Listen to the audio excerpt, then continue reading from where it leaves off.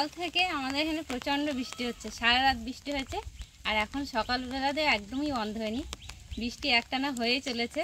আর বাড়িতে কেউ নেই, মায়ের শরীরটা খুব খারাপ, তাই জন্য ও গেছে মাকে নিয়ে ডাক্তারের কাছে, বাবা আর আমি বাড়িতে আছি। সেই ভাগে বোনকেও ডেকে নিয়েছি যে আয়, আমি একা একা আছি। বৃষ্টি হচ্ছে আর বৃষ্টির মধ্যে খিচুড়ি খাবো না তা কখনো হয়। বোন এসে ভাবলাম যে তিনজনে মিলে জমিয়ে খিচুড়ি রান্নাবান্না করে খাওয়া দাওয়া হবে। সম্পূর্ণ ভিডিওটাতে সঙ্গে থাকুন। ভলু, আর এই যে দেখুন বৃষ্টির সময় আমাদের ভলু কিন্তু আগে থেকে এখানে এসে সারা রাত ওখানেই ছিল। বৃষ্টির মধ্যে আর জায়গা নেই, এখানেই চলে আসছে। এই সবাই ঘুম দিয়ে উঠলি নাকি রে তুই?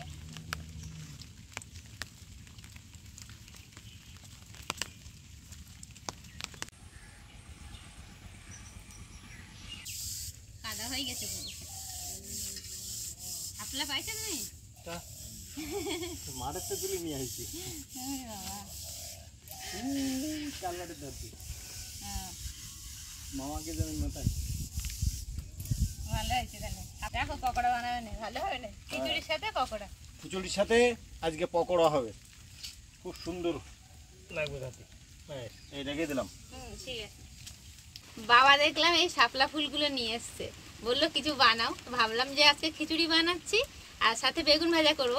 আর এই যে ফুলগুলো নিয়ে এসছে, ফুলগুলো দিয়ে আজকে পকোড়া বানাবো, তাহলে খাওয়া দাওয়াটা একদম জমে যাবে।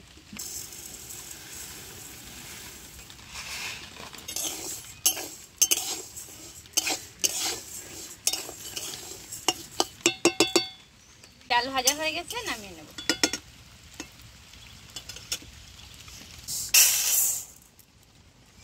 চাল ডালটা একসঙ্গে ধুয়ে নেব।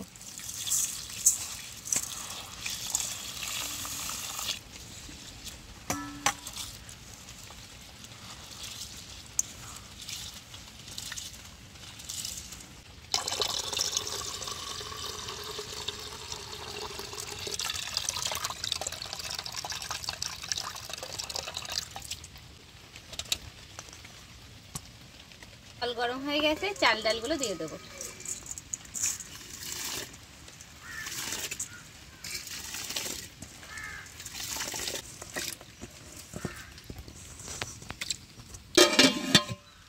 খিচুড়ির সবজিগুলো আবার কেটে দেবো। আর বাইরে এত সুন্দর বৃষ্টি হচ্ছে বন্ধুরা, একটানা কিন্তু দারুণ বৃষ্টি হচ্ছে।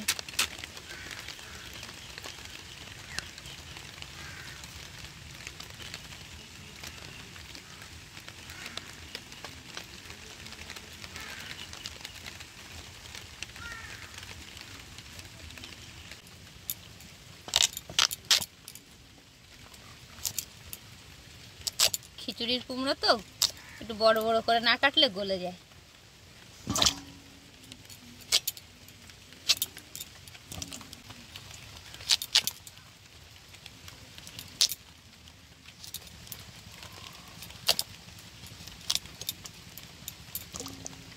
খিচুড়িতে একটু বেশি করে সবজি না হলে ভালো লাগে না, আর বিশেষ করে আলুটা দিয়ে খেতে তো দারুণ লাগে। বেশি করে কাটা আলু দেবো।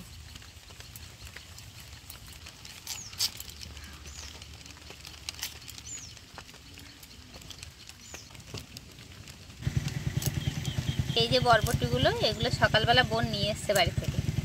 ভাবলাম যে নিয়ে এসছে যখন এগুলো খিচুড়ির মধ্যে দিয়ে দিই।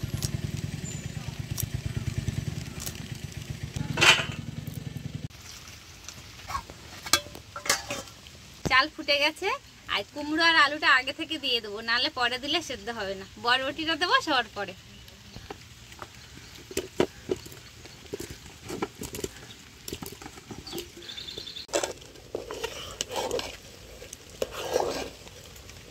চাল ডালটা ভালোভাবে সেদ্ধ হয়ে গেছে, এটা বরবটি দিয়ে দেবো।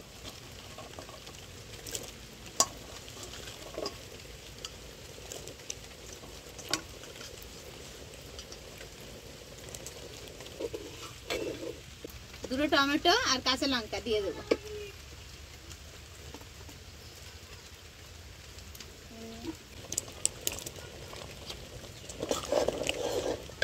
একই সাথে লবণ হলুদ দিয়ে দেবো।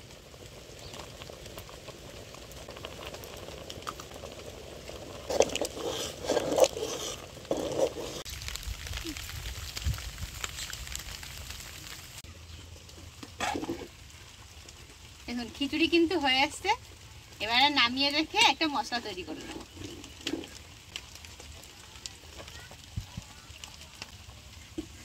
কড়াইতে তেল দিয়ে দেব, শুকনো লঙ্কা, তেজপাতা, গোটা জিরে দিয়ে দেবো, আদা বাটা দিয়ে দেবো,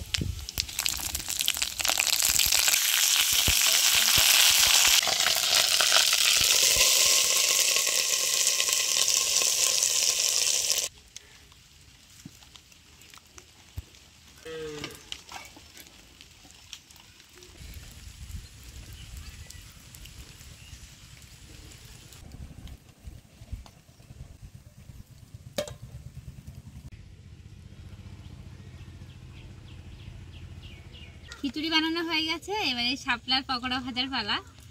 ফুলগুলোরও না বড়া খাওয়া যায়, এই যে এই ফুল দিয়েও কিন্তু দারুণ টেস্ট হয়। তবে আজকে বেসন নেই, তাই ফুল দিয়ে বানাবো না, এর যে ডাটাগুলো এগুলো দিয়েই বানাবো। ছাড়িয়ে নিই এখন আগে।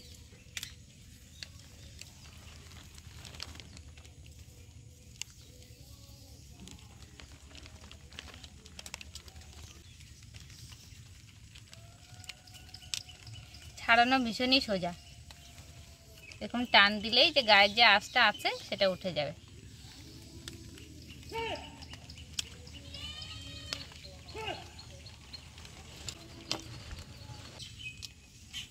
শাপলা রান্না করলে তো খালি শাপলা চিংড়ি দিয়েই আমার এক থালা ভাত খাওয়া হয়ে যায়। বেশি করে এরকম মুঠ করে ধরে নিয়ে একদম ছোট্ট ছোট্ট করে কুচি করে নেব।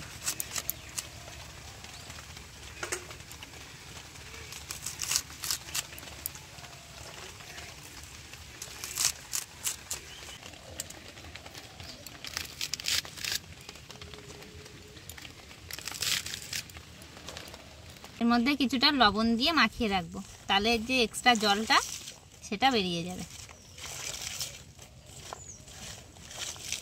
মাখানো হয়ে গেছে, রেখে দেবো। বড়া ভাজার জন্য চাল আর ডাল ভিজিয়ে রেখেছিলাম, বেটে নেব।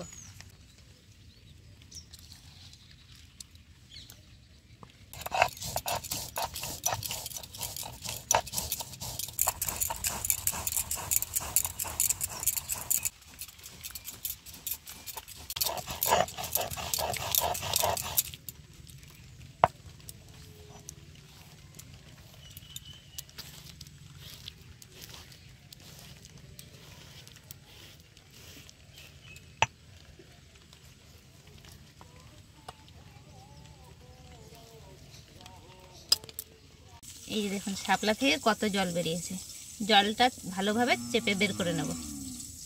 এবার এর মধ্যে চাল আর ডাল বাটা, হলুদ দেব, লঙ্কা রসুন বাটা আর একটু কালো জিরে দিয়ে দেবো। ভালো করে মাখিয়ে নেব।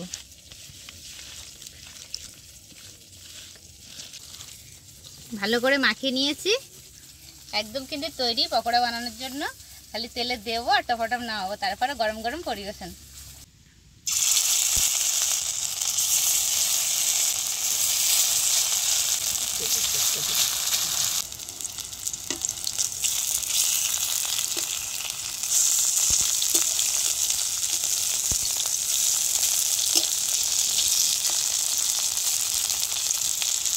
লাল লাল করে ভেজে নিয়েছি, তুলে নেব।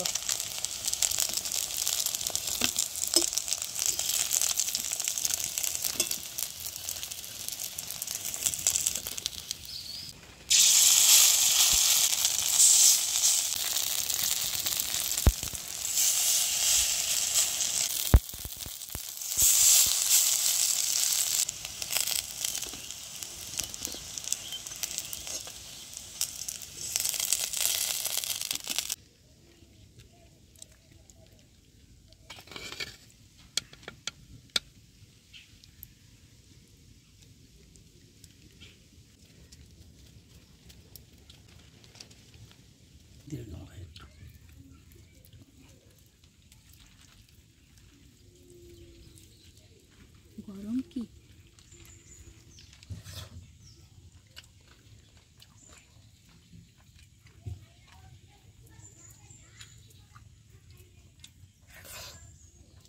খুব সুন্দর হয়েছে।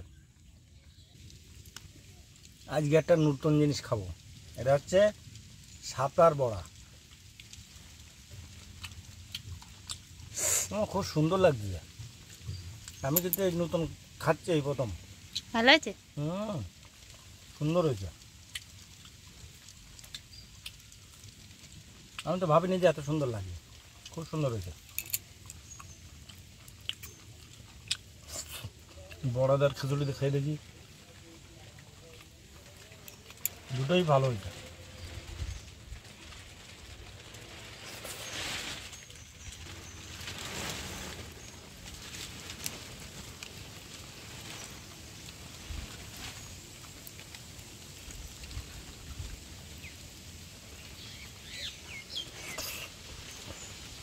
খিচুড়ির উপযুক্ত খাদ্য বেগুন ভাজা। বর্ষার সময় গরম গরম খিচুড়ি আর বেগুন ভাজা খেতে একটা আলাদা টেস্ট। সুন্দর লাগছে।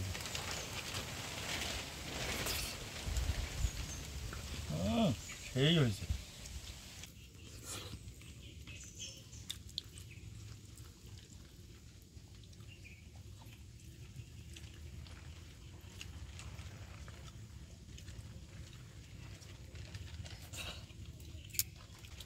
এই বৃষ্টির দিনে খিচুড়ি আর বেগুন ভাজা খুব সুন্দর লাগছে আর খুবই টেস্ট হয়েছে।